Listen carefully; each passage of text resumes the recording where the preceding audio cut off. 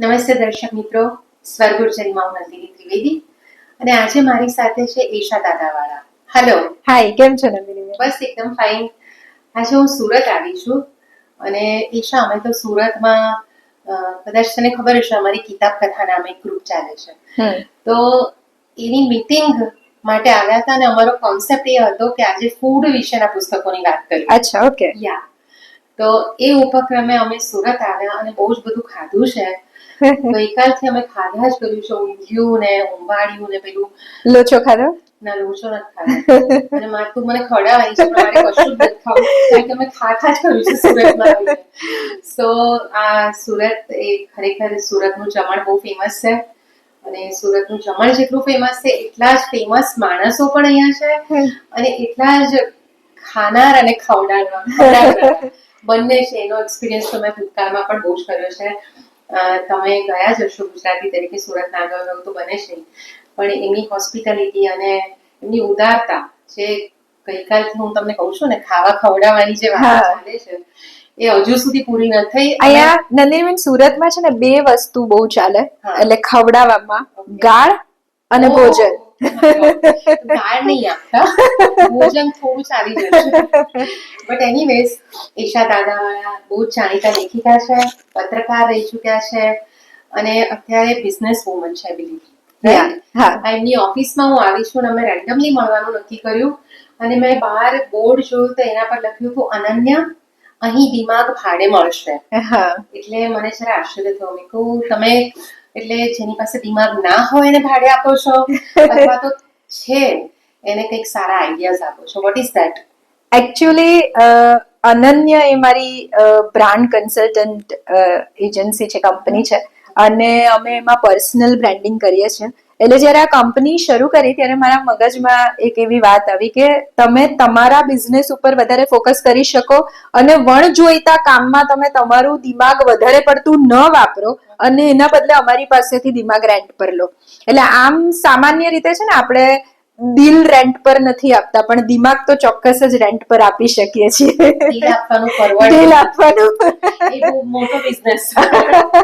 સો better કે આ સરસ પણ બહુ સારી વાત છે. આખો એક નવો કોન્સેપ્ટ. એટલે હા, એટલે મેં વર્ડમાં આવી જે તમે કહો ને કે આપણે વેસ્ટ ટાઈમ કરીએ છીએ. હા, ઘણી વખત આપણી એવી આદત હોય છે, જેમ કે તમે ડોક્ટર છો તો તમે તમારી પ્રેક્ટિસ ઉપર ધ્યાન આપો, તમે તમારા લેટેસ્ટ કયા ઇક્વિપમેન્ટ્સ છે, લેટેસ્ટ સારવાર કઈ છે એના પર તમે અપગ્રેડ થાવ. બાકીના બધામાં તમારે દિમાગ વાપરવાની જરૂર નથી, એ તમે ભાડે લઈ શકો છો એમ. સો એ કન્સેપ્ટ થી મેં આ બોર્ડ, અને આ મારું બોર્ડ સોશિયલ મીડિયા ઉપર ખૂબ વાયરલ થયું છે. અને આ બિઝનેસમાં કેટલા વર્ષથી છો? લગભગ 8 વર્ષથી. ઓકે. પણ હું તો બિઝનેસ વુમન કરતા I prefer to meet Isha Dadawala as a કવિયત્રી અને લેખિકા, ઓફકોર્સ આપણે પત્રકારત્વમાં. તો એના વિશે થોડીક વાત કરું ને કે કવિતામાં તમારી બહુ જ માસ્ટરી છે અને મને પોતાને પર્સનલી બહુ ગમે છે કે શોર્ટ અને એકદમ સટીક હોય છે. સો ક્યારથી લખવાની શરૂ કરી? હું લગભગ સ્કૂલમાં હતી, 11 એટલે જોડકણાઓ તો 5મા 6ઠા ધોરણથી લખતી હતી, પણ 11મા ધોરણમાં હતી એ વખતે મેં મારી જિંદગીની પહેલી કવિતા લખેલી, ડેથ સર્ટિફિકેટ. અને ત્યારથી પછી કવિતાઓ લખી. જિંદગીની પહેલી કવિતા ડેથ સર્ટિફિકેટ. હા, જિંદગીની પહેલી કવિતામાં ડેથ સર્ટિફિકેટ એવું કેવી રીતે? એકચ્યુઅલી મારી એક ફ્રેન્ડ હતી, એનું નામ યેશા હતું અને એને બહુમાળીના 10મા માળેથી કૂદીને સુસાઇડ કરેલું. અને હું એનું પોસ્ટમોર્ટમ થતું હતું ત્યારે સિવિલ હોસ્પિટલમાં પોસ્ટમોર્ટમ રૂમની બહાર ઉભેલી અને મેં એના પપ્પાના હાથમાં એનું ડેથ સર્ટિફિકેટ જોયું અને એના પપ્પા જે રીતે રડતા હતા અને મને જિંદગીની પહેલી કવિતા સૂજી કે એક બાપના હાથમાં જ્યારે દીકરીનું ડેથ સર્ટિફિકેટ આવે ત્યારે કઈ એમાંથી પાસ થતો હશે, અને મેં કવિતા લખી. એટલે પેલું કહેવાય છે ને, આ જિંદગીને કરુણ ગાન જ ભાવે. હા, એટલે એ કદાચ સૌથી વધારે અફેક્ટ કરે. હા, એટલે મને એ વખતે અભિવ્યક્તિની ભાષામાં શબ્દો મળ્યા. એના પપ્પા આંસુથી યાદ છે. એ કવિતાનો ભાવાર્થ એવો છે કે એક પપ્પા એની દીકરીને એવું કહે છે કે આપણે બંને, હું તારી સાથે રમતો હતો તું નાની હતી ત્યારે, અને તું જીતી જતી હતી અને હું ક્યારેક ક્યારેક હારી જતો હતો, તો તું જ્યારે સુસાઇડ કરે છે તો એક બાપને આટલી બધી ખરાબ રીતે હરાવીને કેવી રીતે જીતાતું હશે. અને પછી એના પપ્પા એને એવું કહે છે કે તું કોઈ પણ કોમ્પિટિશનમાં જતી ત્યાંથી હંમેશા જીતીને આવતી, અને તે જીતેલા એ બધા શિલ્ડ અને સર્ટિફિકેટ્સ તું મારા હાથમાં મૂકી દેતી હતી. તો એનો અર્થ એવો તો નથી ને, આજે તારા બધા જ સર્ટિફિકેટ મેં સાચવી રાખ્યા છે તો એનો અર્થ એવો તો નથી ને કે તારું ડેથ સર્ટિફિકેટ પણ મારે જ સાચવવાનું. બહુ ટચી છે. આગળ નથી સાંભળ્યું, પણ બીજી કોઈક સરસ એકાદ કવિતા સંભળાવો.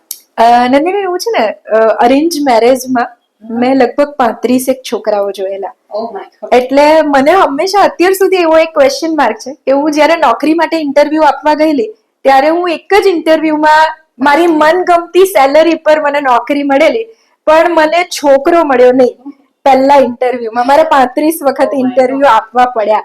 અને એ ઇન્ટરવ્યુ એટલે આપણી અરેન્જ મેરેજની એક એ સમયની, હવે તો બદલાયો છે સમય, પણ ત્યારની એક પ્રોસિજર હતી કે મમ્મી પપ્પા સાથે તમારે છોકરાને મળવા જવાનું, છોકરાના ઘરે જવાનું, સરસ તૈયાર થવાનું, આમ એકદમ ડિસિપ્લિનમાં વર્તવાનું, જે તમે નથી એ બધું તમારે પ્રોજેક્ટ કરવાનું. અને એમાંથી મને એક કવિતા સૂજેલ જેનું ટાઇટલ હતું ઇન્ટરવ્યુ. કે તમે કેવી વાતો કરતા હોવ છો જ્યારે તમે લગ્ન માટે ટીક મારો છો કે હા આ છોકરા સાથે કે આ છોકરી સાથે હું આખી જિંદગી જીવવા માંગુ છું. તમે કેવી વાતો કરો છો કે તને રાંધતા આવડે? એને પૂછ્યું.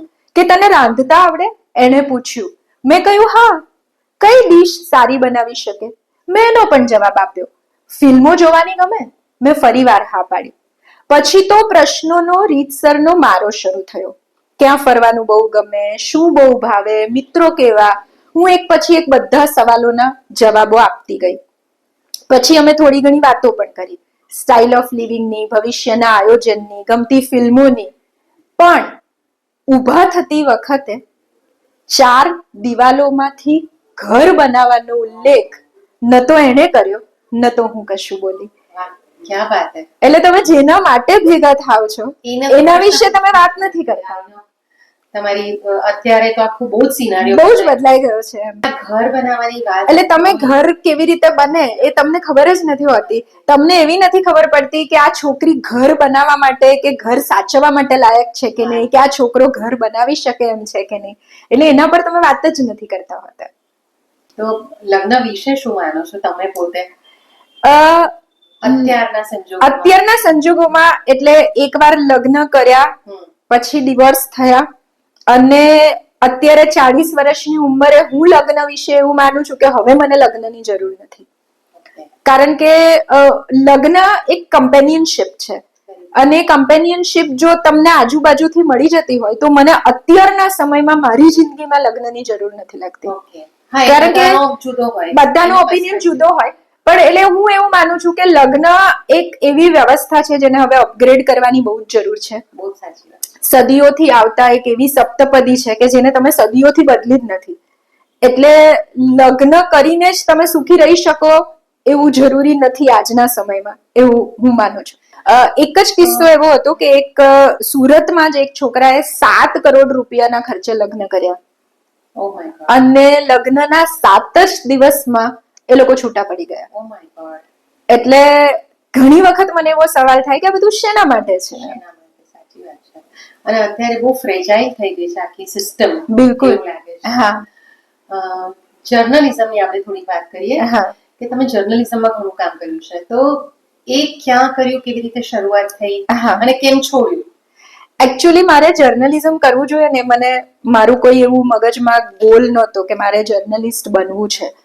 મારું પહેલું બ્રેકઅપ થયું 17 વર્ષની ઉંમરે. હું જે છોકરાના ગળાડૂબ પ્રેમમાં હતી અને એને એવું કહ્યું કે હવે આપણે સાથે રહી શકીએ એમ નથી, અને મને સમજાયું જ નહીં કે મારે શું કરવું જોઈએ. હવે એ સમયે મને એવું લાગતું હતું કે મારે મરી જવું જોઈએ, આના વગર તો કેવી રીતે જીવી શકાય. અને એમ કરતા કરતા હું કોલેજમાં ગઈ નહીં.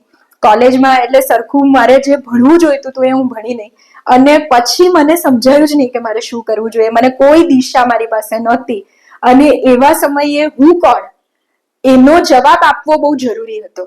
એટલે મને જે મળ્યું એ મેં પકડી લીધું. તો મેં એક ન્યૂઝપેપરમાં એવી એડ વાંચી કે માય ટીવી નામની ચેનલને એક ન્યૂઝ રીડરની જરૂર છે, અને હું નાટકો કરતી હતી. એટલે મને થયું કે ચલો આપણે આ કરી જોઈએ, અને હું ન્યૂઝ રીડર માટે ઇન્ટરવ્યુ આપવા માટે ગઈ. ઇન્ટરવ્યુ આપ્યો, સિલેક્ટ થઈ. મેં લગભગ 2-3 મહિના એ ચેનલ ઉપર ન્યૂઝ રીડિંગ કર્યું. પછી ચેનલ બંધ થઈ ગઈ. એટલે અમારા એ સમયના એડિટર હતા મયુર પાઠક. એટલે એમણે એવું કહ્યું કે ચેનલ તો બંધ થઈ ગઈ, પણ તું મારું જે ન્યૂઝપેપર છે એના માટે રિપોર્ટિંગ કર. એટલે મેં તું સર મને રિપોર્ટિંગ નથી આવડતું. એમને કહ્યું હું શીખવાડીશ.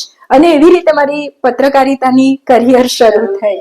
અને પછી તો તમે હજુ પણ કોલમ ચાલે છે? હજુ કોલમ ચાલે છે, હા. એ પછી મેં લગભગ 18 વર્ષ જર્નલિઝમ કર્યું. અને અત્યારે દિવ્ય ભાસ્કરમાં? હું દિવ્ય ભાસ્કરમાં મધુરિમામાં મારી દર મંગળવારે કોલમ આવે છે. અને એમાં તમે ડે ટુ ડે લાઈફના એક્સપિરિયન્સ કે જે બધા હોય છે એના પર વધારે લખો છો? હા, એટલે એમાં મને એવું થાય છે કે જે એવા પ્રશ્નો કે જે તમે પૂછી નથી શકતા ખુલીને, ઘણા બધા લોકોના મનમાં ઘણા સવાલો હોય છે, ઘણા નથી પૂછી શકતા, ઘણા નથી બોલી શકતા, તો એવી વાતો હું મારી કોલમમાં લખવાનું વધારે પસંદ કરું છું. એટલે એ મેં વાંચી છે, તો એમાં મને ઘણી વખત મને પોતાને પણ વાંચીને એમ થાય કે અચ્છા આવું હોય. એટલે તો વાચકોના કેવા પ્રતિભાવ હોય છે? કારણ કે તમારી કોલમ ઘણી વખત બહુ જ બોલ્ડ હોય છે, એક્સેપ્ટ ના કરી શકાય એવી પણ હોય છે, અને કેટલીક વખત બહુ જ સરસ ફ્લોમાં જતી હોય છે કે આપણે આ વિચારતા હતા પણ એનું આ સોલ્યુશન આ હોઈ શકે. તો ઇન જનરલ તમને વાચકોના શું પ્રતિભાવ મળે છે? એકચ્યુઅલી મને ઘણી બધી વખત ઘણા બધા વાચકો એવું કહે છે કે જે અમે નથી બોલી શકતા, જે અમારે કેવું છે. જેમ કે મેં એક કોલમ લખેલી કે વેન્ટિલેટર પર રહેલા સંબંધોની સ્વિચ પાડી દો. આપણે ઘણા બધા સંબંધો વેન્ટિલેટર પર જીવે છે, કેટલાય લગ્નો વેન્ટિલેટર પર જીવે છે, આપણે સ્વિચ બંધ નથી કરતા. એટલે એવો મેં આર્ટિકલ લખેલો, ત્યારે ઘણા બધા લોકો એનો અપોઝ કરેલો કે તમે સંબંધો તોડવાની વાત કરો છો, તમે સમાજને આવું શીખવો છો, બ્રેકઅપ કરતા શીખવો છો. અને ત્યારે મેં એવું કહ્યું હતું કે સડેલા અંગને તમે જો સાથે રાખીને જીવો તો આખું શરીર સડી જાય, એના કરતા શું કામ મરી મરીને જીવવું. એટલે આવું ક્યારેક આવી પણ વાત આવે. મેં એક પીરિયડના મૂડ સ્વિંગ્સ પર આર્ટિકલ લખેલો કે મને જો પીરિયડના મૂડ સ્વિંગ્સ આવતા હોય તો એનું મેનેજમેન્ટ મારી રિસ્પોન્સિબિલિટી છે. મારી સાથે મારા ઘરમાં જીવતા મારા પતિ કે મારા બાળકો કે મારા મા બાપની જવાબદારી નથી. તો એ વખતે બધી સ્ત્રીઓએ બહુ ઉહાપો કરેલો કે તમે સ્ત્રી થઈને સ્ત્રી માટે આવું લખો છો. અને ઘણી બધી વખત ઘણા પુરુષો એની ફેવર પણ કરતા હોય કે હા તમારી વાત સાચી છે. એટલે મને એવું લાગે છે કે જે લોકો મારી કોલમ સાથે રિલેટ કરે છે એ લોકો એને વખાણે છે, જે લોકો એક્સેપ્ટ નથી કરી શકતા અથવા રિલેટ નથી કરી શકતા એ લોકો ટ્રોલિંગ કરે છે. તો અત્યારે મને તમારી કોલમ વાંચીને ખરેખર ઘણી વખત બહુ જ સરસ હોય છે.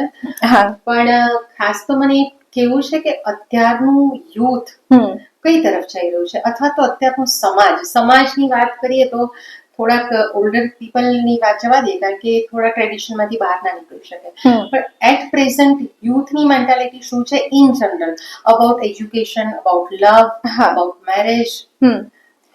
એક તો હું સમાજની વાત કરું ને તો અત્યારનો સમાજ મને સૌથી વધારે દંભી લાગે છે.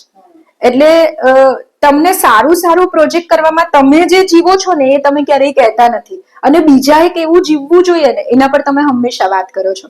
એટલે મને સમાજની બાબતમાં સમાજ બહુ દંભી લાગે છે.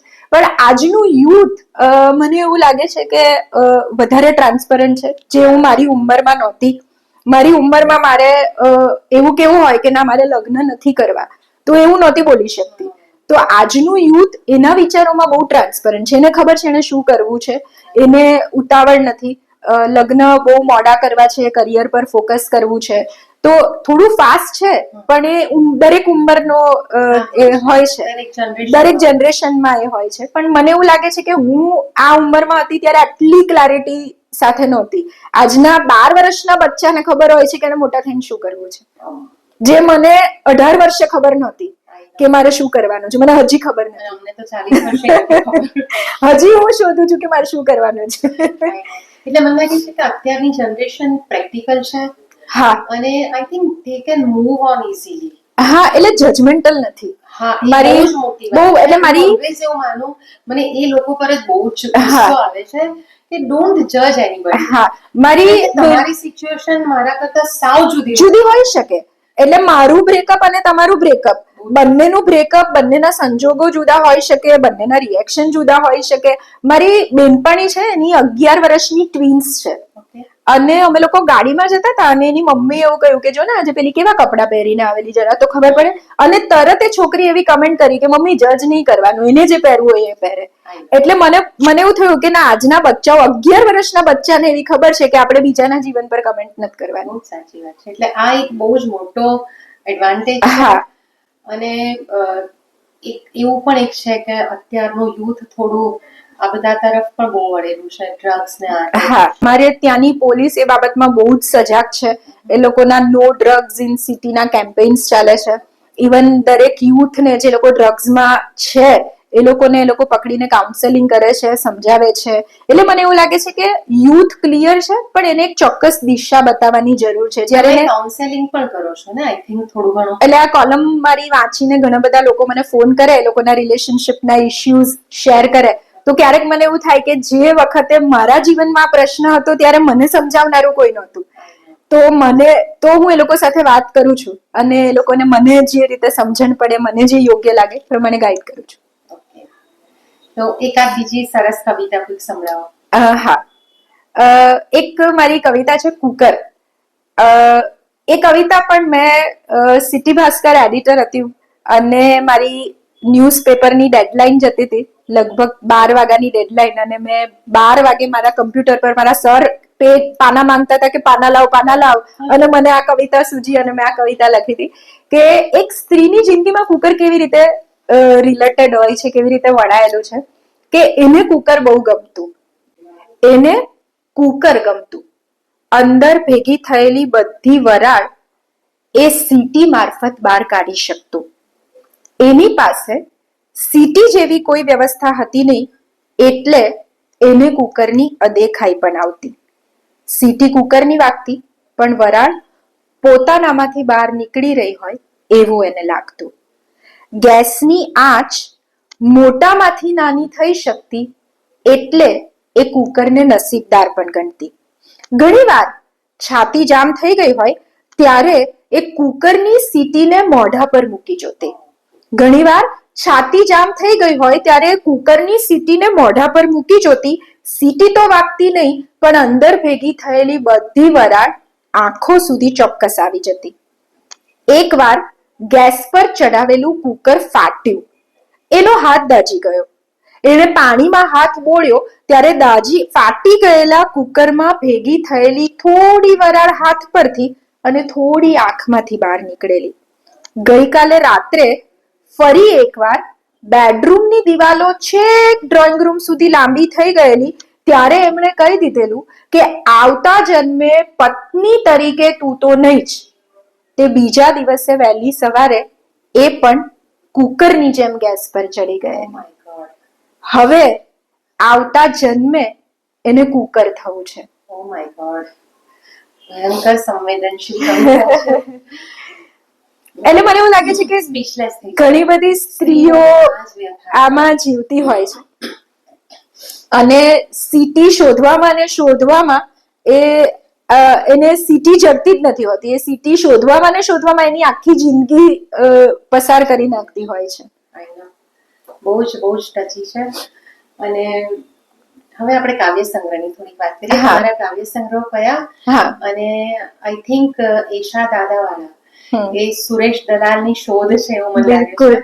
તો એ આખી ઘટના કેવી રીતે બની, તમારા કાવ્ય સંગ્રહ વિશે થોડી વાત કરો. એકચ્યુઅલી જો સુરેશ દલાલે મારા પર વિશ્વાસ ન મૂક્યો હોત અને જો મને સુરેશ દલાલ ન મળ્યા હોત તો આજે ઈશા દાદાવાળા એક સામાન્ય ગૃહિણી હોત, એનાથી વધારે બીજું કંઈ જ નહીં હોત. એકચ્યુઅલી નંદિનીબેન, હું છે ને ઇમેજ પબ્લિકેશન્સના કાર્યક્રમોમાં જતી હતી અને હું જ્યારે સુરેશભાઈને, કારણ કે એ વખતે ગુજરાત ટૂર થતી હતી અને સુરત આવી અને એ લોકો કાવ્ય સંગ્રહ વિમોચન કરે, એટલે એક કાર્યક્રમમાં મને એવો વિચાર આવેલો કે સાલી આપણી બુક પણ આ જ રીતે સુરેશભાઈના હાથે વિમોચિત થવી જોઈએ. અને આવી રીતે ઇમેજ પબ્લિકેશન્સના એક કાર્યક્રમમાં સુરેશભાઈ સુરત આવ્યા અને મને એવું થયું કે લાવ મને મળવા. એટલે હું તો સ્કૂલમાં ભણતી હતી એ વખતે, 12મા ધોરણમાં હતી લગભગ, અને હું યુનિફોર્મ પહેરીને કદાચ સુરેશભાઈ જે હોટલમાં ઉતર્યા ત્યાં એમને મળવા ગઈ અને કોરિડોરમાં પેપર વાંચતા હતા. એટલે મેં એમને મારી ઓળખાણ આપી કે સર, મારું નામ ઈશા દાદાવાળા છે, હું આવી રીતે કવિતાઓ લખું છું ને મારી ઈચ્છા છે તમે મારી એક કવિતા સાંભળો. એટલે એમણે આમ પેપરમાં જ માથું રાખીને એવું કહ્યું કે સંભળાવો, અને મેં આ ડેથ સર્ટિફિકેટ મેં એમને સંભળાવી. એટલે કવિતા પૂરી થઈ એટલે એમણે પેપરમાંથી આમ મારી સામે જોયું થોડીક મિનિટો માટે અને પછી એવું કહ્યું કે કવિતા બહુ લાંબી છે એટલે આવું નહીં ચાલે, એટલે એને ટૂંકી કરીને મોકલ. એટલે મેં એમને કહ્યું કે હું કેવી રીતે ટૂંકી કરું, મને નથી આવડતું. તો એમણે એવું કહ્યું કે એવું નહીં શીખવાડું, એના માટે તું વાંચ, જેટલું વાંચી શકે એટલું વાંચ, અને પછી તને જેમ સમજાય એ રીતે ટૂંકી કરીને મોકલજે.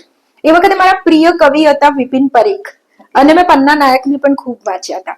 એટલે મેં ફરીથી એમના ખૂબ પુસ્તકો વાંચ્યા, ખૂબ વાંચ્યું, અને પછી લગભગ 6-7 મહિના પછી મને જેમ આવડ્યું એવી રીતે મેં કવિતા ટૂંકી કરી અને ઇમેજ પબ્લિકેશન્સમાં મોકલાવી, કવિતા મેગેઝિનમાં પબ્લિશ કરવા માટે. અને થોડા વખત પછી હિતેનભાઈનો ફોન આવ્યો કે અમે આ કવિતા પબ્લિશ કરી શકીએ એમ નથી. એટલે મને આમ મારા બધા સપના આમ 1 મિનિટમાં બધા તૂટી ગયા હોય એવું લાગ્યું. એટલે મેં કહ્યું મને એવું કહેશો કે તમે કેમ નહીં છાપી શકો. એટલે એમણે એવું કહ્યું કે અમે છાપેલી કવિતા કશે છાપતા નથી. અને સુરેશભાઈ એવું કહ્યું કે એમણે આ કવિતા કશે વાંચી છે, એટલે તમારી કવિતા ક્યાંક છપાઈ ગઈ. એટલે મને મજા પડી ગઈ. એટલે તમે સુરેશભાઈને ફોન આપો, અને મારે એમને એવું કેવું છે કે તમે વાંચી નથી, મેં તમને હોટલના કોરિડોરમાં સંભળાવી છે. અને પછી એ કવિતા મેગેઝિનના પહેલા પાને પબ્લિશ કરેલી સુરેશભાઈએ. અને એ પછી મારો સુરેશભાઈ સાથેનો રેપો શરૂ થયો, અને પછી તો મેં ઇમેજ પબ્લિકેશન સાથે ખૂબ કામ કર્યું, અને મને ખૂબ ગૌરવ છે કે મારા બધા પુસ્તકો ઇમેજ પબ્લિકેશન્સે કર્યા. Very nice. કારણ કે સુરેશ દલાલ અને ઇમેજ એક બિલકુલ મોટી ઇમેજ હતી. હા, ખૂબ હતી. કોઈ પણ લેખક કે નવોદિત કવિ માટે. હા, એટલે આ બહુ સરસ ઘટના કહેવાય. હા. તો કયા કયા કાવ્ય સંગ્રહ છે તમારા? મારો વર્તારો, જન્મારો અને ઈગો, આ 3 કાવ્ય સંગ્રહ છે. અને હવે બીજા મારા 2 રેડી છે, પણ મારે આળસને કારણે હું બહાર કાઢતી નથી. પેલા લેખ પરના છે 2 પુસ્તકો. 2 પુસ્તકો ટૂંકમાં, અને એટલે કે, અને એક ડાયરીના રૂપમાં લખેલી નોવેલ છે ક્યાં ગઈ એ છોકરી. ક્યાં ગઈ એ છોકરી. હા. ઓકે. આઈ થિંક એ તો કોઈક એન્કરિંગ કરતી વખતે હા. તમે કંઈક કર્યું હતું, અમે સાંભળ્યું છે ક્યાંક. શ્યામલ સૌમિલ મુનશીનો એક કાર્યક્રમ હતો જેમાં સ્ત્રીના જન્મથી લઈને મૃત્યુ સુધીના ગીતો હતા. એટલે એનું મેં ડાયરીના રૂપમાં આખું સંચાલન કરેલું. એટલે એ વખતે મને કાજલ ઓઝાએ એવું કહેલું કે તારું આ સંચાલન છે ને બહુ સારું પુસ્તક બની શકે એમ છે. એટલે એમાંથી પછી મેં આખી એ સંચાલનની સ્ક્રિપ્ટ ઉપરથી મેં આખી નોવેલ લખી. ઓકે. Very nice. એટલે આખો એક નવો પ્રયોગ હશે. હા, જેમાં આખી દીકરીના જન્મથી લઈને એના મૃત્યુ સુધીની આખી વાત છે. આપણે બહુ સરસ તમારી જે સંવેદનશીલ કવિતાઓ સાંભળી, તો મને એમ વિચાર આવે છે કે તમે એક અતિ સંવેદનશીલ સ્ત્રી છો, કવિયત્રી, લેખક અને બિઝનેસ વુમન. આ 4માંથી કઈ સ્ત્રીની સૌથી વધુ નજીક તમે છો? હું કોઈક વાર મારામાં રહેલી બિઝનેસ વુમનની નજીક વધારે હોઉં છું, કોઈક વાર મારામાં રહેલી કવિયત્રીની વધારે નજીક હોઉં છું, કોઈક વાર. એટલે આ 4 મને મારી જાતને જોડતી કડી છે. ઓકે. ઇન્ટરકનેક્ટેડ છે. ઓકે ઈશા, તો આપણે સુરતમાં છીએ, અને સુરતના મિજાજની તો આપણે પહેલા વાત કરી જ. પણ એ સુરતીઓનો જે મિજાજ છે, એ મિજાજ સાથે તમારા વ્યક્તિત્વનું કયું પાસું જોડાયેલું છે ને કયું બિલકુલ નથી?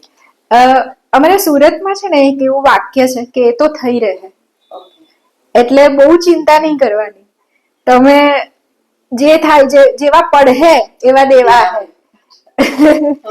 એટલે મને એવું લાગે છે કે મારું વ્યક્તિત્વ, મારું જીવન પણ હું એવી જ રીતે જીવું છું કે પડશે તેવા દેવા છે, બહુ ચિંતા કરવાની નહીં. એટલે એ સુરતનો સ્વભાવ મારા લોહીમાં ઉતર્યો છે. અને સુરતીઓ છે ને બહુ મોજીલા હોય છે, એટલે મન ફાવે એ રીતે મન ફાવે તેમ કરતા હોય. અને એ બાબતમાં હું થોડીક વર્કોહોલિક છું. એટલે હું એટલી બધી મજા ને એટલા બધા જલસા નથી કરતી કે જે કરવા જોઈએ, પણ મને મારું કામ દેખાય, મને મારી ઓફિસ યાદ આવે. એટલે ડુમસના રસ્તે જઈને ઘારી ખાવાની. ના, હું નથી જતી, નથી કરતી. પતંગ વખતે કઈ હા, મલાઈ ખાવ, પોંક ખાવ, કોકો પીવા જાય, કોકો પીઓ રાત્રે, ફૂટપાથ ઉપર ફટાકડા ફોડો. તો આવું બધું મને છે ને, હું હંમેશા મારા કામમાં ઘેરાયેલી રહું છું.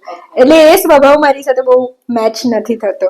અને સુરતીઓની ભાષા મને સાંભળવી બહુ ગમે છે. બહુ આખો એમનો ટોન જ જુદો હોય છે. Heard you like that. સુરતીઓ છે ને મોટે ભાગે હનો ઉપયોગ વધારે કરે કે ક્યારે આવહે, તું તો આવતી જ નહીં મળે ને, એટલે નહીં મળે ને, એવી રીતે વાત. એવી ભાષા તમારા વાતચીતમાં ક્યારેક આવી જતી હોય છે. હા, ક્યારેક આવી જતી હોય કે મને નહીં જોઈતું, હા એવું આવે એટલે આપણે શુદ્ધ ગુજરાતીમાં મને નથી જોઈતું એવું કહીએ, પણ અમે લોકો જયારે એકબીજા સાથે વાત કરીએ, ના ના આ તો મને નહીં જોઈતું એમ. હા, એટલે થોડુંક આવી જાય. હા, ટિપિકલ બધા બોલતા છે એવું નથી. ના નથી આવતું. એ બહુ સાચી વાત છે. મારા વિશે ઘણા લોકોને એવું લાગે કે આમ હું બહુ જ શુદ્ધ ગુજરાતી બોલું છું. અમારા ઘરમાં પણ વાતાવરણ, મારા પપ્પા સાહિત્યકાર હતા, મમ્મી ટીચર હતા, મમ્મી અડધી આગળ હતી, પપ્પા બ્રાહ્મણ, એટલે ભાષાનું મહત્વ તો ખૂબ હોય. અને પ્લસ મારા ઘણા આરંભિક વર્ષો અમદાવાદમાં ગયા હતા. એટલે મને ના ખબર પડે, પણ બીજાને ક્યારેક ખબર પડી જાય. એટલે જેમ કે હું આમ બહુ જ વ્યવસ્થિત બોલું, પણ આઈ ગઈ અમદાવાદી છ આવી જાય. સ્પેશિયલ અમદાવાદી છે. પછી થોડા પોણા ઉચ્ચાર, લાઈક મુંબઈમાં બધા 2 વાગ્યા એમ બોલે, અમે 2 વાગ્યા. હા, અમે સુરતમાં પણ અમે એવી જ રીતે. અને છે ને, અમે સુરતીઓ અમારી બોલી પ્રત્યે બહુ એટલા સજાગ નથી જેટલા તમે મુંબઈ વાળા છો, કે તમે બહુ પર્ટિક્યુલર છો. અમે જે મનમાં આવે જેમ આવે, અમે લોકો અમારી લાગણીઓ માટે બહુ પર્ટિક્યુલર છીએ. અમારા ભાવ બહુ, અમારું ભાવ વિશ્વ બહુ મોટું છે.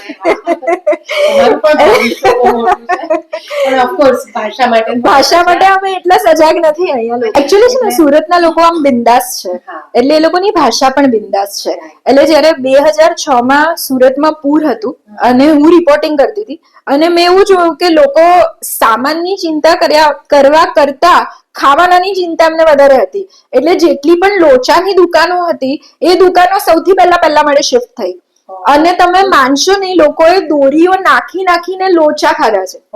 પૂરની વચ્ચે ચિંતા કરવામાં કે આ બધું જતું રહ્યું, હવે કેવી રીતે ઉભા થશું, એવી કોઈ ચિંતા નહીં. જેવા પાણી ઉતરે એવું સૌથી પહેલા ખમણ અને લોચાની દુકાનમાં લાઈનો લાગી છે. એટલે આ સુરતનો સ્વભાવ છે.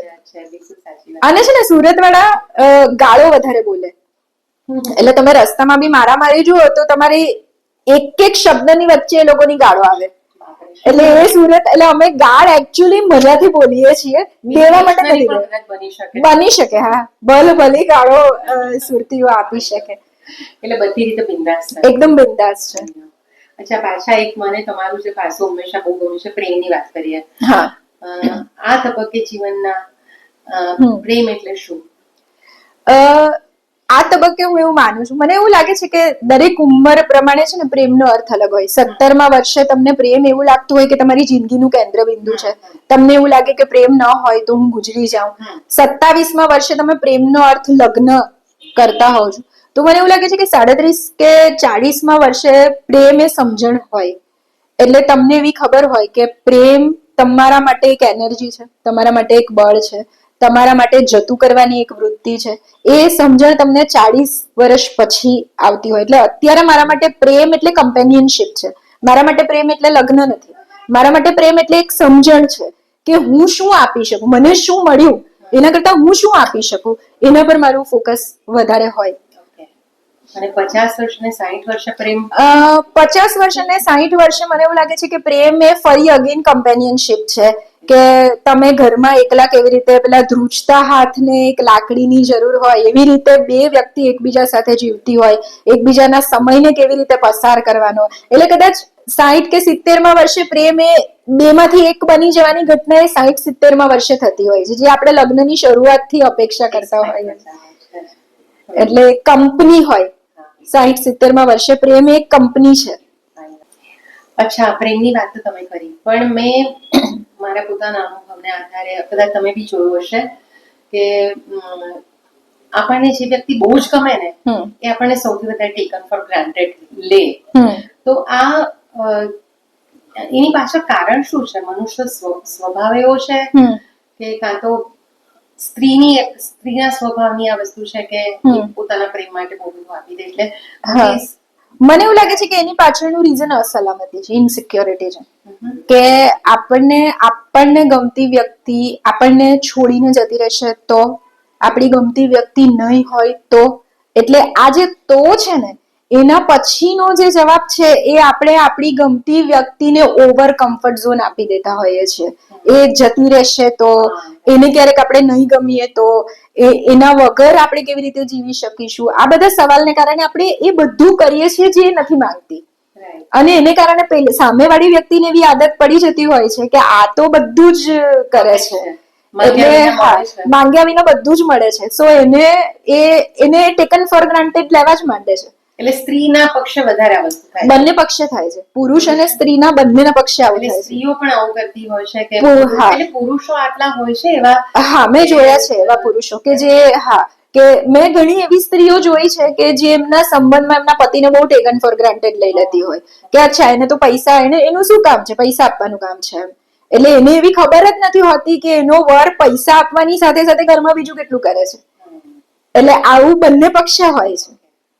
અને મને એવું લાગે છે કે આપણી અંદરની ઇનસિક્યોરિટી જે છે વ્યક્તિને ગુમાવી દેવાની, ઓર આપણા સર્વાઈવલની ઇનસિક્યોરિટી છે, આપણી એક સોશિયલ આઈડેન્ટિટીની ઇનસિક્યોરિટી છે, એને કારણે આપણે આપણી જાતને ટેકન ફોર ગ્રાન્ટેડ લેવડાવીએ છીએ. એટલે હું તો છે ને નંદિની બેન એવું માનું છું કે મને જો કોઈ ટેકન ફોર ગ્રાન્ટેડ લેતું હોય ને તો એનો વાંક નથી, એ મારો વાંક છે, મારા વર્તનનો વાંક છે. એટલે મારે મારા પર કામ કરવાનું છે. મારે એને નથી એવું કહેવાનું કે ના તું મને સમજ કે ના તું મારી સાથે, મારે એને નથી કરવાનું, મારે મારી જાતને બદલવાની છે. Very true. હવે આપણે થોડાક રેપિડ ફાયર જેવું કરીએ, ફાસ્ટ ક્વેશ્ચન ફાસ્ટ આન્સર. બિલકુલ. એક પ્રશ્ન કદાચ થોડુંક તમારે લાગુ કેવું થઈ શકે કે સફળતા તમને મિત્રોથી દૂર કરી શકે? સફળતા તમને તમારી જાતથી પણ દૂર કરી શકે. એટલે કારણ કે સફળતા એવું છે ને કે તમારે સફળ થવા માટેની જે પ્રોસેસ છે ને એમાંથી તમારે બધાથી દૂર જવું પડે. અને જો એની તૈયારી હોય તો તમારે સફળતાના સપના જોવાના. સફળતા મળ્યા પછી તમે લોકોની સાથે કેટલા રહો છો એ તમારા પોતાના વ્યક્તિત્વ પર આધાર છે, સ્વભાવ પર આધાર છે. પણ સફળતા તમને તમારી જાતથી પણ દૂર લઈ જઈ શકે. એટલે મિત્રો તો ક્યાંય આવતા નથી. ઓકે, એની રિગ્રેટ અથવા તો કોઈ ગિલ્ટ? હા, લાઈફમાં મને મારા પપ્પાના ડેથ સાથેનું બહુ મોટું ગિલ્ટ છે. અને હું એવું ઈચ્છું કે જો મને પાછી લાઈફ મળે તો મારા પપ્પા સાથેની મારી આખી બિહેવિયર અલગ હોય છે. એટલે આ જ રિગ્રેટ પણ છે કે આ ગિલ્ટ? બંને છે. હવે મને બીજો પ્રશ્ન પૂછવો તો પણ જો ના બિલકુલ પૂછી શકો, બિલકુલ પૂછી શકો. કઈ વાત તમે નથી માની? ઘણી મોટે ભાગે રિસ્પોન્સ શું હોય છે? એ લોકોને ખબર જ હોય છે. અને મારું જે ફેમિલી છે અમે બહુ અલગ, એટલે મારો ઉછેર બહુ અલગ રીતે થયો છે. એટલે અમારે ત્યાં મારી મમ્મી એવું કે આ કરવાનું જ, એવું નથી હોતું. તમને તમારી રીતે જીવવાની પૂરી છૂટ છે, તમે તમારા નિર્ણયો તમારી જાતે, એટલે મેં મારી જિંદગીના જેટલા પણ નિર્ણયો લીધા છે મારી જાતે લીધા છે. અને ઇન્ટરફિયરન્સ ખરું મમ્મીનું કે ભાઈ બહેનો? ના, ક્યારેય જે કરવું હોય તે કરી શકે.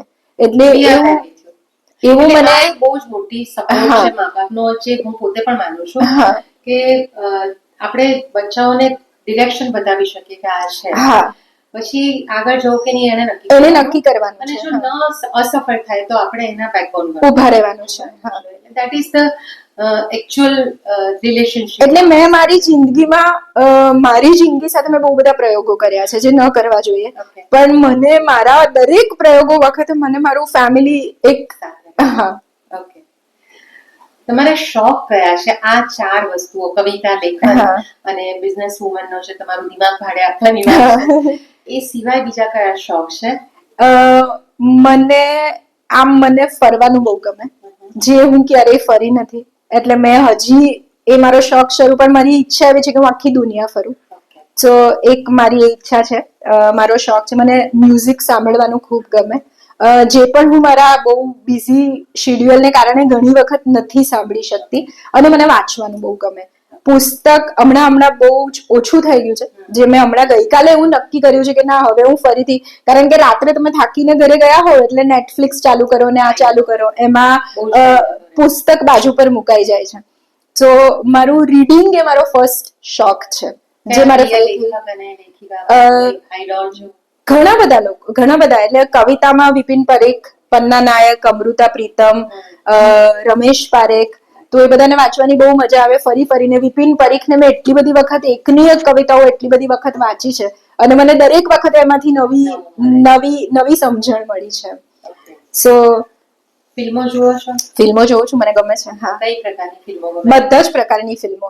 અત્યારે મને છે ને એક થ્રિલર ફિલ્મો જોવાનો એક એ લાગે. પહેલા એક સમય એવો હતો કે જ્યારે હું રોમેન્ટિક ફિલ્મો વધારે જોતી હતી, એક સમય એવો હતો કે જ્યારે હું ઓફબીટ ફિલ્મો વધારે જોતી હતી, પણ હમણાં છે ને હું બહુ બધા પોલીસોની વચ્ચે રહું છું, એટલે મને હવે થ્રિલર ફિલ્મો બહુ ગમે છે. હું પોલીસ સાથે જોડાયેલી છું, સુરત સિટી પોલીસ માટે કામ કરું છું. સો મારે એટલે છે ને મારી આખી પોલીસ માટેનું પરસેપ્શન ચેન્જ થઈ ગયું છે. પહેલા મને એવું હતું કે પોલીસો આવા જ હોય, પોલીસો તો પૈસા ખાય, પોલીસો તો આમ કરે, પણ હવે હું જેટલું પોલીસોની નજીક રહું છું એવું મને હવે એવું થાય છે કે કાશ હું પોલીસ બની હોત. મારી કરિયર જો મને રિવર્સમાં લઈ જવાનું મન થાય તો મને એવું થાય કે મેં કેમ સિવિલ સર્વિસની એક્ઝામ નહીં આપી. આવો મને ક્વેશ્ચન અત્યારે થાય છે બધાને જોઈને. અચ્છા, સ્ટ્રેસ બસ્ટર શું છે તમારા માટે? મારું સ્ટ્રેસ બસ્ટર મારો પેટ છે, મારું પેટ મોગલી. મને મળીશું. હા, ક્યુટ છે એકદમ. એટલે હું થાકેલા પાકેલા તમે ઘરે જાઓ ત્યારે તમારી જે રીતે રાહ જોતું હોય. ઓકે. સો તમારી જિંદગીનો ટર્નિંગ પોઈન્ટ કયો?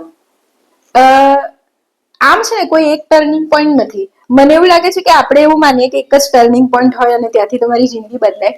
સમયાંતરે તમારી જિંદગીમાં ઘણા બધા ટર્નિંગ પોઈન્ટ્સ આવતા હોય છે, અને એ પ્રમાણે એટલે મારો પહેલો પ્રેમ તૂટ્યો એ મારી કદાચ યુવાનીનો ટર્નિંગ પોઈન્ટ હતો. પછી મારા લગ્ન તૂટ્યા એ પણ મારી જિંદગીનો એક ટર્નિંગ પોઈન્ટ હતો. મેં નોકરી છોડી એ પણ મારી જિંદગીનો ટર્નિંગ પોઈન્ટ હતો. મારા પપ્પા ગુજરી ગયા એ પણ મારી જિંદગીનો, એટલે ઘણા બધા ટર્નિંગ પોઈન્ટ્સ ગલીઓ તો આવતી જ હોય છે. એમાંથી બહાર કેવી રીતે નીકળવું? એટલે તમારે મેઇન રોડ પર કેવી રીતે જાવ, અને હું છે ને એવું માનું છું કે ગલીઓમાંથી જ તમે મેઇન રોડ પર જઈ શકો. એટલે ટર્નિંગ પોઈન્ટ્સ તો આવવા જ જોઈએ. હા. અચ્છા, આપણે હવે છે ને એક થોડુંક ઇન્ટરેસ્ટિંગ કરીએ. હા. અત્યાર સુધી ઇન્ટરેસ્ટિંગ જ હતું ઓફકોર્સ, પણ મારી ચેનલમાં જે મારા દર્શકો છે એમને સંગીત વધારે ગમે છે, મને પોતાને બહુ ગમે છે. મને પણ ગમે છે. તો આપણે છે ને એક જરાક નવો પ્રયોગ કરીએ. જી. હું એક લાઈન ગાઉં છું ગીતની. હા. એમાંથી ક્વેશ્ચન પૂછીશ અને એનો એકદમ સંક્ષિપ્તમાં તમે જવાબ આપશો. ફાઇન. સો એક ગીત જે મને યાદ આવે છે,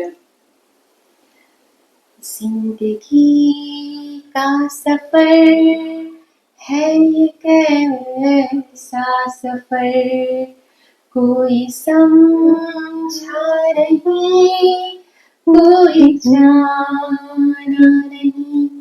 તો તમારી જિંદગીની સફર વિશે થોડુંક કહો કે કેવી છે અત્યાર સુધીની? ખૂબ સારી સફર રહી છે. એટલે આપણે જ્યારે હાઈવે ટ્રાવેલિંગ કરતા હોઈએ તો એમાં કેટલા બધા બમ્પ્સ આવે, ક્યારેક કારમાં પંચર પડી જાય, ક્યારેક પેટ્રોલ ખૂટી જાય, ક્યારેક ટ્રાફિક જામ થઈ જાય. તો હું એવું માનું છું કે જિંદગીની સફરમાં બી આ બધું આવતું જ હોય છે. એટલે છેલ્લો ઇટ્સ અ લાઈફ. એટલે તમે આમ 120 ની થ્રીલ આવે, ક્યારેક તમારે ઠીચુક 30 ની સ્પીડે ચલાવવું પડે, ક્યારેક તમારે એક્સિલેટરની સાથે બહુ બધી વખત ક્લચ દબાવવો પડે. So it's a life. એટલે આ સફર છે. સો હું મારી જિંદગીની સફરમાં ક્યારેય સફર નથી થઈ. That's good. સફરમાં સફર ના ચાલતા રહેવું જોઈએ. તમને એક મને બહુ ગમતું ગીત છે, કભી ખુદ પે કભી હાલાત પે રોના. ક્યા વાત હે. તો જિંદગીમાં કઈ વસ્તુ તમને હલબલાવી દે? ઘણી બધી વસ્તુ. એટલે હું છે ને બહુ આમ થોડી સત્ય પ્રેમી છું. એટલે જ્યારે મને મારી નજીકની વ્યક્તિઓ કે મારી આજુબાજુની વ્યક્તિઓ જ્યારે સત્યથી દૂર જતી હોય ત્યારે મને એમ થાય કે કેમ આમ. પણ પછી મને એવો વિચાર પણ આવે કે મારું સત્ય ને એમનું સત્ય અલગ છે. સો પણ એ જે વિચારીને પાછું સમજણ સુધી આવવાની જે પ્રોસેસ છે ને ત્યાં હું બહુ હાલી જતી હોઉં. અચ્છા, એક ગીત છે, દિલ હૈ કે માનતા નહીં. આપણી જિંદગીમાં બહુ સિચ્યુએશન એવી આવે છે કે આપણે એક્સેપ્ટ નથી કરી શકતા. આપણે ડિનાયલ મોડ પર જ હોઈએ કે આપણી સાથે તો આવું બને જ નહીં. તો એવી કોઈ સિચ્યુએશન વિશે યુ કેન સે? મને જિંદગીમાં પહેલા બહુ એવું લાગતું હતું કે હું કેમ, એટલે કંઈક ઈચ્છા કરી હોય કે મને આ જોઈએ અને પછી મારે બહુ બધા અટેમ્પ્ટ કરવા પડે, તો ત્યારે હું બહુ હાલી જતી હતી અને મને આવો સવાલ થતો હતો કે હું જ કેમ. પછી મને એવો વિચાર આવ્યો, એક વખત મને કાજલ ઓઝાએ મને એવું કહ્યું કે જ્યારે આપણે આપણા રસ્તા બીજા કરતા જુદા પસંદ કરતા હોઈએ તો બીજા કરતા આપણા દ્રશ્યો પણ જુદા હોય, આપણી ચેલેન્જીસ પણ જુદી હોય. એટલે મને લાગ્યું કે હા બરાબર છે, મેં મારી જિંદગીને જુદી રીતે જીવવાનું નક્કી કર્યું છે તો મારી જિંદગીમાં જુદી ચેલેન્જીસ આવવાની જ છે અને મારે એમાંથી એટલે હું કેમ એવું રડવા કરતા એમાંથી કેવી રીતે બહાર આવવાનું છે એનું પ્લાનિંગ. એટલે હવે મારી સાથે જ કેમ હા. એટલે સ્વીકૃતિ ઇઝ વેરી ઇમ્પોર્ટન્ટ. બહુ જ જરૂરી છે. એટલે એક્શન કરો. મોટા ભાગે છે ને આપણે આપણી જાતને બિચારી ગણવામાં આપણને બહુ મજા આવે અંદરથી કે હું તો કેટલી બિચારી છું, હું તો કેટલી દુઃખી છું, આ મારી સાથે જ આવું થાય છે, મારી સાથે જ કેમ આવું થાય છે. પણ મને એવું થાય છે કે બધા સાથે જ થતું હોય, કોઈ બોલતું નહીં હોય, કોઈ જુદી રીતે રિએક્ટ કરતું હોય, બધા પોતાની જિંદગીમાં દુઃખી હોય છે, બધાને જ પોતાના આજુબાજુના લોકો પીડા આપતા હોય છે, દરેક વ્યક્તિની સાથે આવું હોય. એટલે એમાં આપણે કોઈ નવી નવાઈના નથી. એટલે મને પહેલા એવો સવાલ થતો હતો, હવે નથી થતો. અચ્છા, એક પ્રશ્ન એવો છે કે કયા હિન્દી ફિલ્મ સોંગ જોડે તમે તમારી જાતને રિલેટ કરી શકો? આમાં હું તમને ઓપ્શન આપું, આપણે કેબીસી માં આપીએ છે ને, કારણ કે આઈ બિલીવ કે તમને હિન્દી ફિલ્મો કરતા ગુજરાતી સાથે યુ આર મોર કનેક્ટેડ, એટલે તમને ઓપ્શન મળે છે. Thank you. जिंदगी एक सफर है सुहाना, यहाँ कल क्या हो किसने जाना. બીજું છે एक दिन पिट जाएगा माटी के मोल. ત્રીજું છે कुछ तो लोग कहेंगे, लोगों का काम है कहना. અને ચોથું છે आने वाला पल जाने वाला है. આ ચારમાંથી કયું ગીત તમારી જિંદગી જોડે રિલેટ કરે છે? कुछ तो लोग कहेंगे, लोगों का काम है कहना, कारण की बातें बीत न जाए रहना. એટલે મને ક્યારે આજુબાજુ વાળા લોકો શું કહેશે, હું લખું ત્યારે મને એવો વિચાર નથી આવતો કે લોકો વાંચીને શું રિએક્ટ કરશે. મને જે ગમે છે, મને જે સાચું લાગે છે હું કરું છું, કારણ કે મારું સત્ય છે. સબસે બડા રોગ. અને એક છેલ્લો પ્રશ્ન, કારણ કે ગુજરાતી સાથે તમને વધારે પ્રેમ છે અને તમે ગુજરાતીમાં લખો છો, સંગીત પણ ગમે છે, તો કોઈ એક ગમતું ગુજરાતી ગીત અને ગાતા આવડે તો યુ કેન સિંગ ઓલ્સો. ના, હું તો બાથરૂમ સિંગર પણ નથી. હું સંગીત શીખી છું, પણ મને રમેશ પારેખનું સાવરિયો રે મારો સાવરિયો, હું તો ખોબો માંગુ ને દઈ દે દરિયો, ને પૂછું કે ઘર તારું કેવડું, કોઈ પૂછે કે ઘર તારું કેવડું, મારા વાલમ જીવત ભરે એવડું. એટલે એ ગીત મને બહુ ગમે છે. એટલે મને એવું લાગે છે કે આખું પ્રેમનું રાષ્ટ્રગીત છે, અને જો તમે એને સમજી લો તો તમારા પ્રેમ લવ લાઈફમાં તમને બહુ ઓછી તકલીફ પડી શકે. એટલે એ મને બહુ મારું પ્રિય ગીત છે. અને એક છેલ્લો પ્રશ્ન હજુ પણ મને કે બીઈંગ અ વુમન, તમારા વ્યક્તિત્વનો કયો પાસું સ્ત્રીત્વને પ્રગટ કરે છે તમને? એટલે આઈ નો કે તમને તૈયાર થવું ગમે છે, સરસ ગમે છે, સાડી પણ ગમતી હશે કદાચ. સાડી ગમે છે, પણ મારી મમ્મી. પણ તમારા વ્યક્તિત્વમાં સ્ત્રીત્વને રજૂ કરતી કયું પ્રતીક છે? કદાચ મારો ચાંદલો. કારણ કે આટલો સરસ ચાંદલો તમારા ચહેરા પર જે શોભે છે એવો મેં કોઈ આ ઉંમરે સ્ત્રી જોયો પણ નથી. તો that is your identity. Most probably. તો બસ આપણે આપણી વાત અહીંયા પૂરી કરીએ. આઈડેન્ટિટી વિશે વાત થઈ, કવિતા વિશે વાત થઈ. હોપ કે આપણા દર્શકોને મજા આવે. અને સ્વર ગુર્જરી તમે જોતા હશો. જોઉં છું, બિલકુલ. તમને કંઈક ઠીક લાગે તો યુ કેન સે સમથિંગ. મને નંદિનીબેન સાથે મારી ઓળખાણ એક આઈ થિંક આપણી પહેલી ઓળખાણ એક રક્ષક હતી. સંદીપભાઈએ મારી કવિતાનું આસ્વાદ કરાવ્યો હતો, અને એ વખતે મેં ફેસબુક ઉપર કંઈક મૂક્યું હતું અને આપણી વચ્ચે, અને પછી અમારી જે દોસ્તી, એટલે અમે અત્યારે નંદિની ત્રિવેદી અમે એટલા સારા દોસ્તો છીએ કે હું પાર્ટીસ કરવા માટે એમને ત્યાં જાઉં છું, એ સુરત આવે છે. સો જિંદગીમાં નાની રકઝકમાંથી પણ તમને કાયમી દોસ્ત મળી શકે છે. એટલે તમે એને કેવી રીતે લો છો એ બહુ ઇમ્પોર્ટન્ટ છે. પણ અપાર્ટ ઓફ ધીસ કે નંદિનીબેન ખૂબ સારું ગાય છે, અને નંદિનીબેન તમારા વ્યક્તિત્વનું એક સૌથી સારું પાસું જે મને વધારે ગમે છે, તમારો અવાજ. એટલો બધો મીઠો મધુરો અવાજ છે. અને તમે જે આ સ્વર ગુર્જરી માટે તમારા પુસ્તકો પણ તમે સંગીતને ધ્યાનમાં રાખીને તમારું અત્યારે પણ એક પુસ્તક જે મને ગાંધીનગરમાં એક જણે ગિફ્ટ કર્યું, કે આ બેન હમણાં એક લેખિકા છે નંદિની ત્રિવેદી, અને એમનું આ પુસ્તક છે કે જેમણે બધા ગીતોના મેકિંગ વિશે એમાં લખ્યું છે. એ પુસ્તક મને કોઈકે ગાંધીનગરમાં કાર્યક્રમમાં ગઈ હતી અને ત્યાં મને ગિફ્ટ કર્યું. હૈયાને દરબાર. એટલે જેનું આપણે સુરત લોન્ચ કરવાનો પ્લાન કરતા હતા. તો તમે જે ગીતોના મેકિંગ વિશે પણ લખો છો ને, એ બહુ અદ્ભુત વાત છે કે આ ક્યાંથી ગીત બન્યું. તો તમે બહુ સરસ ગુજરાતી ભાષા માટે પણ કામ કરો છો અને ગુજરાતી સંગીત માટે પણ તમે ખૂબ સરસ કામ કરો છો. અને તમારું આ સ્વર જે ગુર્જરી માટે જે કામ કરે છે, આપણી ગુર્જરીને જે ઉજાગર કરે છે, જે હંમેશા કરતો જ રહે એવી મારી અપેક્ષા પણ છે, મારી ઈચ્છા પણ છે અને મારી શુભેચ્છાઓ પણ છે. Thank you so much. ખૂબ મજા આવી. હા, નમસ્કાર. Thank you.